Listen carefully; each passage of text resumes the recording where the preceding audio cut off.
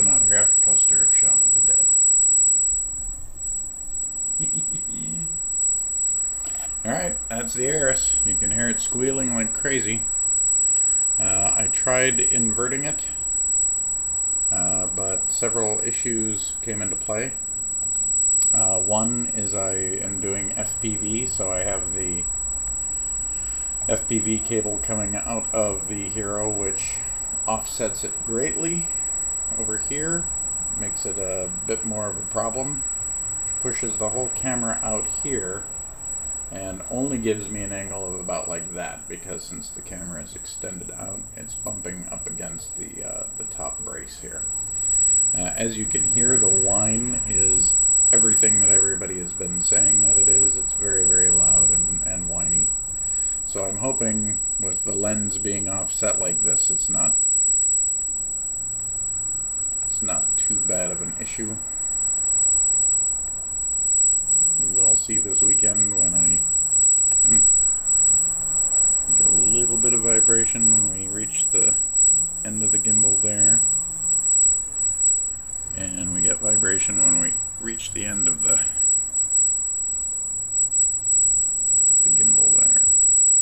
But of course we get vibration if it pushes up against the bracket. But I was doing this specifically this way because I would only get an angle like that if I had flipped the Hero. So we will see over the weekend. Don't know how easy it is to see, but if you see the green light, if you see the green light in the sandwich area, where that green light is, that's a capacitor that is right underneath the screw head for the mount, and it's just got me like 9 kinds of worried, because if there's any compression on this whatsoever, it actually already is up against it. I took soft side of Velcro and covered it, each of the screw heads, but still I can see that I'm going to be checking that quite often. That's just a horrible, horrible placement for that capacitor or resistor or whatever that is just smack dab right under that screw. But other than that, that's it. We'll see some flying footage this weekend.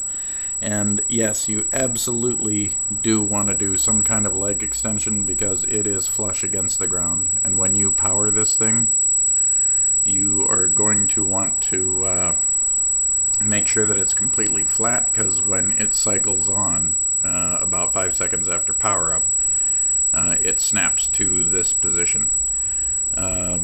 If there's anything obstructing it, it will start a shimmer and shake that it will continue with throughout its whole operation. You're going to have to pull the whole battery and redo it.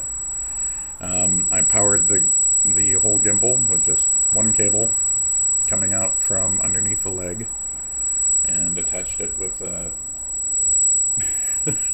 I just turned it around to show you in the mirror, and of course I'm turning the camera. A Dean's connector.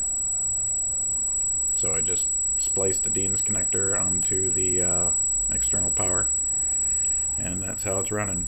But yeah, it squeals, but it's steady. Alright, have a good one.